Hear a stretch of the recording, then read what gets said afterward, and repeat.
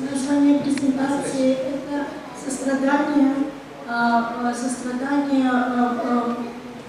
кроме сострадания, помимо излечения. Значит, сколько я концентрировал? Роль гомеопатии, возможности гомеопатии и доказательства гомеопатии, лечение канцера гомеопатии.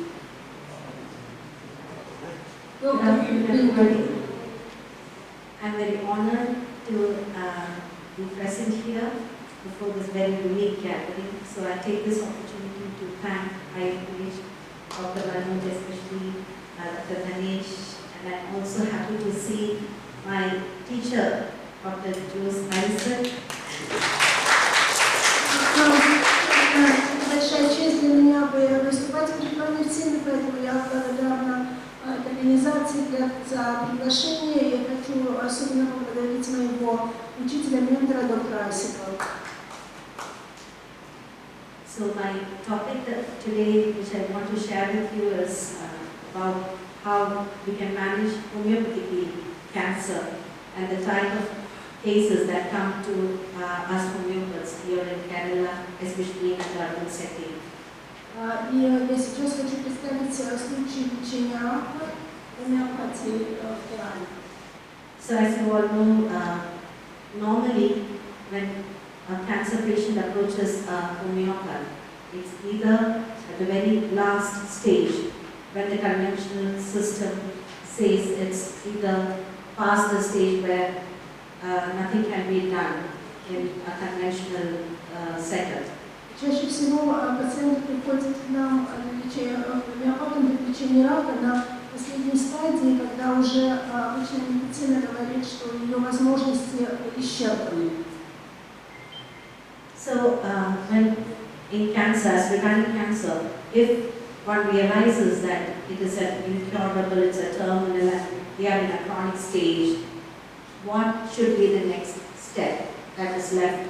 Если мы в этой ситуации знаем, что это лечение, что это состояние неизлечимое, что оно смертельное, что оно хроническое, что же все-таки мы еще можем сделать?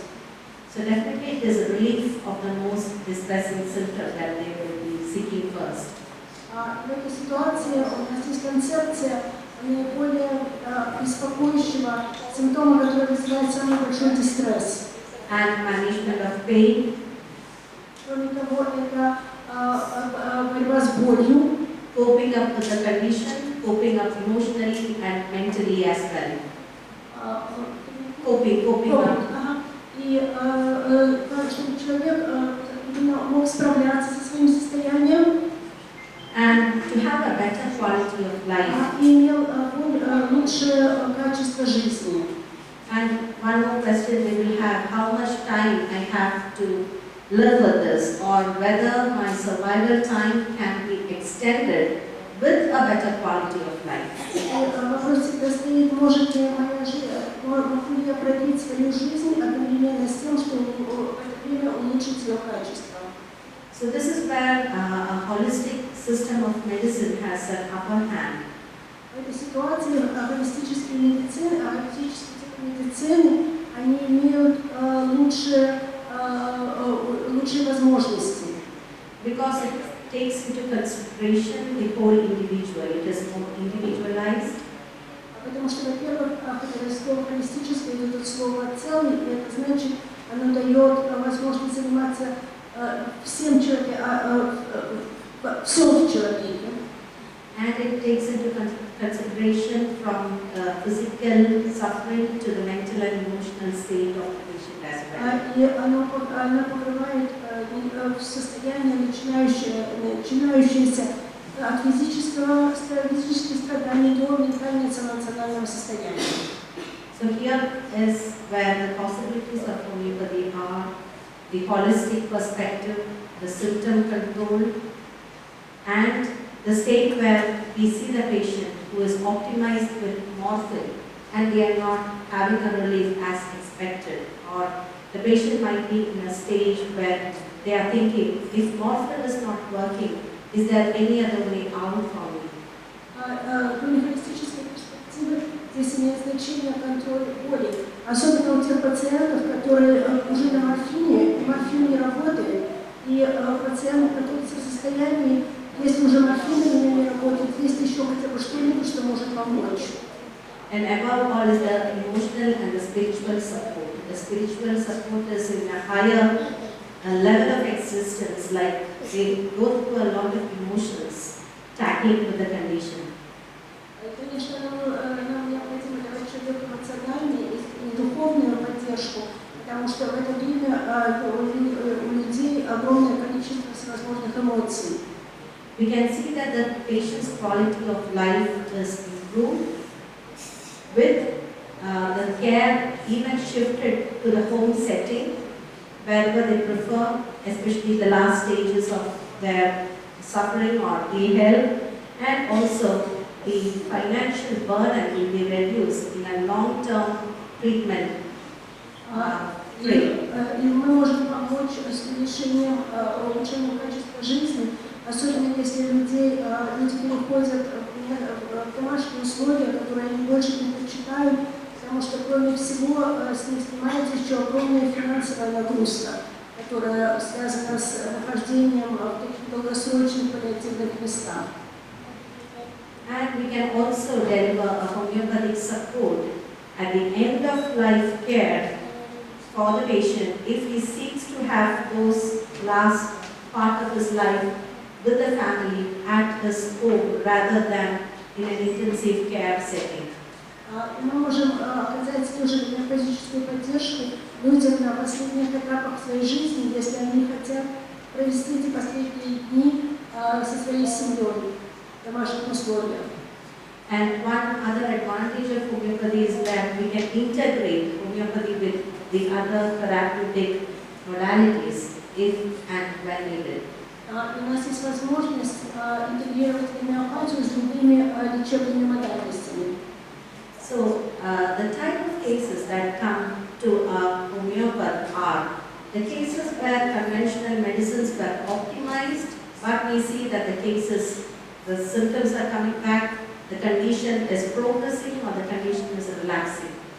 Мы можем часто видим случаи, когда, с одной стороны, конвенциональная медицина в каком-то смысле помогла, но в результате все равно случаи возвращаются, происходит релапс, возвращение или рак прогрессирует. And the other type of cases are the type of tumors which are in an inoperable site or the patient is in an inoperable stage. Может быть сама опухоль, которая является неоперируемой, либо потому что она находится в таком месте, где операция невозможна, либо сам пациент находится в неоперабельной форме. And we have the pediatric type of oncology cases and the geriatric type of oncology cases. У нас существуют педиатрические паллиативные случаи. And also in geriatric category, we can see that there might be other comorbid conditions like neurological issues or disabilities, so that also has to be handled. И у нас, например, есть какие-то реакции, например, реакции могут быть неврологические состояния, которыми мы тоже должны заниматься. And also we have patients who come after the chemoradiation to tackle the side effects. Потом пациенты, которые приходят нам после химии, радиации, и в результате которых возникли побочные эффекты. And we can see that there will be symptoms which are reduced, pain which is relieved, quality of life improvement, then better general condition, lesser hospitalizations, fewer use of antibiotics, and also the ability to manage other intervening infections with homeopathy. Еще кроме того, у нас есть такие случаи, когда люди себя лучше чувствуют, у них им нужно меньше использовать всех других лекарств, нужно, например, меньше антибиотиков. И кроме того, в процессе лечения возникают еще разные другие состояния на фоне этого лечения, на фоне лечения рака, которыми тоже нужно лечить, которыми тоже нужно заниматься. And in cancer, we can also manage the most distressing conditions of the symptoms like whether it be nausea, vomiting, diarrhea, constipation, pain, insomnia. These symptoms which are bothering the patient, which are even unrelated to the cancer. Кроме того, у этих пациентов есть целый ряд типичных симптомов, такие как боль, тошнота, тревожность, усталость, одышка, бессонница и запоры, которые могут быть у человека даже не связаны непосредственно с заболеванием раком. So those are the examples. For example, in oral cancer, we can treat the ulcerative lesions, pain, dysphagia, altered sensations, dysarthria, etc. Likewise, in every cancer, there can be a symptom which can have a homeopathic remedy which can relieve the symptoms. Здесь у нас есть список разных видов рака и симптомы, которые возникают как часть заболевания. Вот просто список вот этих видов, например, рак ротовой полости, рак пищевода, желудка, колоректальный, гепатоцеллюлярная карцинома, панкреатический. Вот это все, как бы вот эти все, каждый из этих раков имеет свои симптомы, которыми тоже нужно заниматься. So I here have two cases. One is a homebound patient. We saw the patient in a home care setting who was bedridden, who was in a vegetable stage, who came to submission post radiotomy, and the child had radiopharyngioma. The second is multiple metastatic prostate cancer case who also had Parkinson's. So this is the first case. Just 1 second, can we go back? So this person is post-craniotomy for craniopharyngioma, and what is the second condition? And after surgery, after the craniotomy, the patient is in a vegetative stage. And that is the first case. The second case is the prostate cancer, CA prostate case with multiple metastasis and also having Parkinson's. Okay, give me just a second.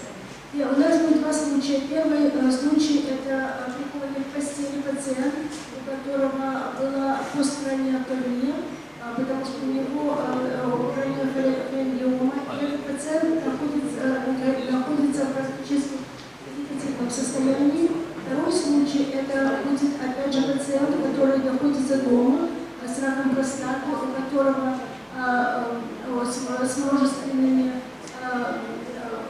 метастазами в скелет и в легкие и потенциализмом. So this is how the patient was when we saw her at her home.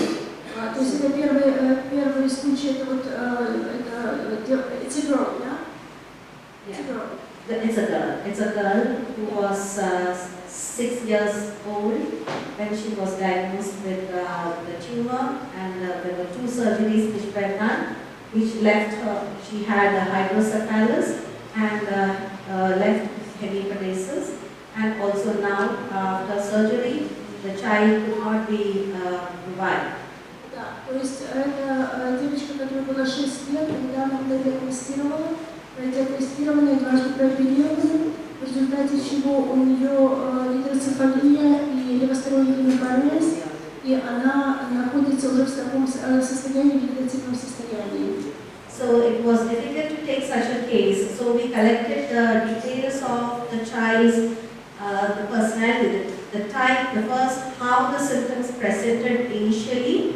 So then, what were the symptoms before? But the child had passed all the stages. So then we went into the nature, the character of the child, and we could find that carcinosinum was the remedy which fitted the case. So we gave a dose of carcinosin 200, 1 dose, and which was in fact rubbed onto the inner, onto the palms of the child, because the child was not in a state to take the medicine. So we gave the dose dissolved in water and it was rubbed. В этом случае, когда ребенок в таком состоянии, на самом деле не могли даже собрать его существующие симптомы, Поэтому мы собрали историю этого ребенка до болезни. Все, что и то, как болезнь начиналась и так далее.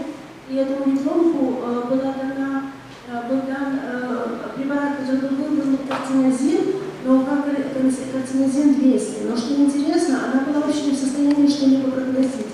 Поэтому она получила этот препарат, как бы получила в руку. So you dissolve it, carcinosin in water and some... And yeah, and we applied, we did a wad of cotton and we rubbed the cotton into the inner aspect of the palm. Да. То есть они растворили шарик в воде и взяли там палочку или там какой-то ватный диск и вот смазали ладонь этого ребенка до запястья. Вот эту всю часть они смазали этой водичкой растворенной. It was 1 globule of the Carcinosin 200, 1 globule. Globule, how much water? In 20 ml water. То есть они совсем взяли совершенно небольшое количество воды и дали только один шарик картинозин 200. So this is what we saw after 1.5 months. The child was sitting up in bed. We did not repeat. Вы видите здесь вот этого ребенка, через 1,5 месяца она сидит.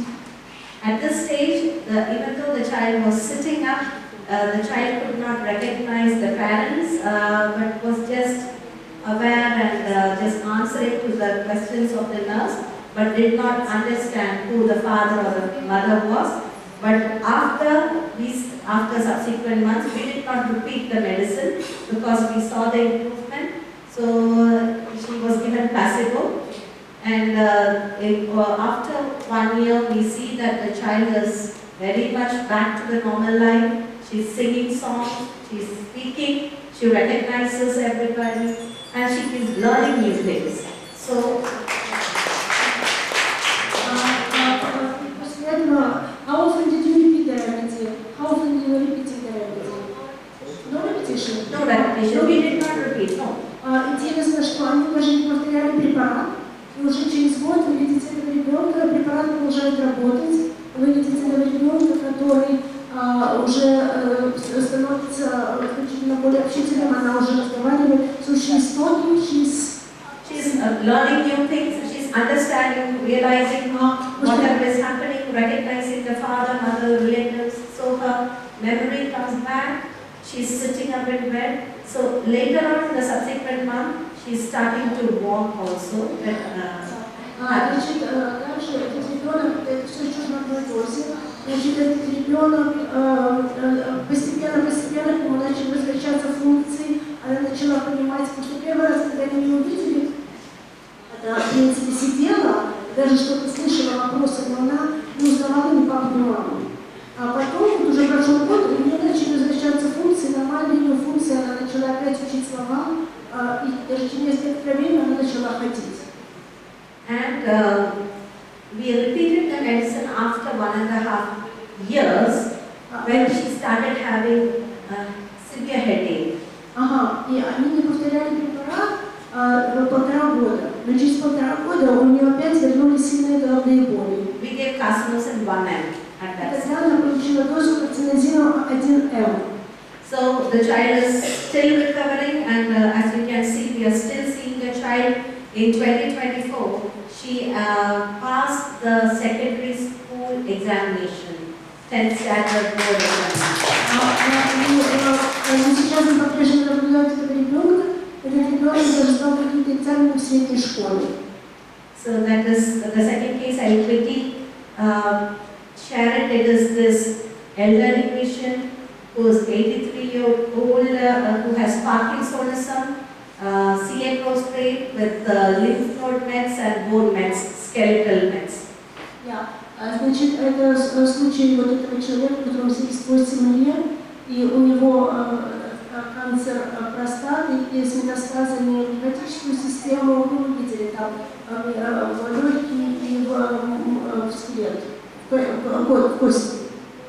And you can see that the patient is inside the room. It's actually a homebound patient, But in the third week, we can see that the patient is moving, is starting to go out of the house with the pain is much reduced because otherwise he was not able to walk. And we see the result also in the PSA levels. As you can see, the PSA levels is 875.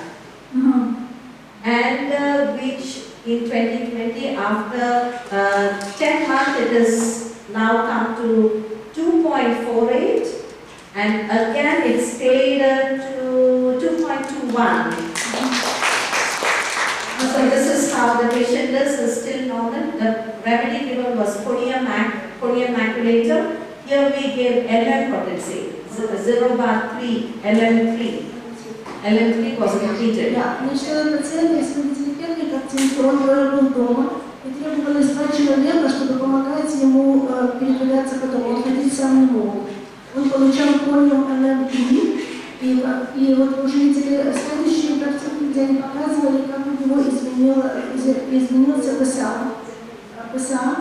Если до этого он там в районе 8, то следующие были 2,3, потом 2,21. То есть он полностью стабилизировался. Получал полиум в потенции LM3. And this is what homeopathy can offer to the patient home, where they have reached the last stage. So, in conclusion, I would like to say homeopathy can address even cancers at the last stage or at whatever stage, which age, because as you can see, the other person was 78 when he came to us, now he is 83. So, least therapeutic burden and cost-effective treatment in an individualized way. Thank you. Как вы видите, гомеопатия может раку помочь даже пациентам, которые находятся на самых последних стадиях практически при смерти. И кроме того, она помогает не только уменьшить страдания, но и улучшить экономическое состояние и снять вот эту тяжелую экономическую ношу, которую имеют люди, у которых есть, у которых в теле такое есть. У меня вопрос. Чем был обусловлен выбор ЛМ-потенции, первой потенции, второй, по какой схеме это? His question is regarding LM potency. LM potency. Yes. Why it was LM potency? How to select? What was the criteria for LM potency? And what was the schedule? How did you apply? Okay. Because the patient was in too much pain. Because the patient had pain, the prostate-related pain while passing urine. There was staggering, plus the spine and the bone pains was too much. So we have to repeat the medicine. So LM potency is where we can frequently repeat. We repeated it daily by dividing, like twice daily, morning and evening. We took 1 dose, divided and gave it morning and evening. It was repeated daily until the pain subsided. Then we made it 1 time. В первую очередь LM potency давалась потому, что была необходимость частых повторений. Дело в том, что этого пациента был очень сильный болевой синдром. Все метастазы, которые у него были, давали ему сильную боль. Поэтому они давали ему LM, причем дозу LM тоже делили на 2. То есть давали LM 2 раза в день. И потом, когда боли утихли, они начали продолжать LM 1 раз. Thank you. I thank all of you for the patient listening.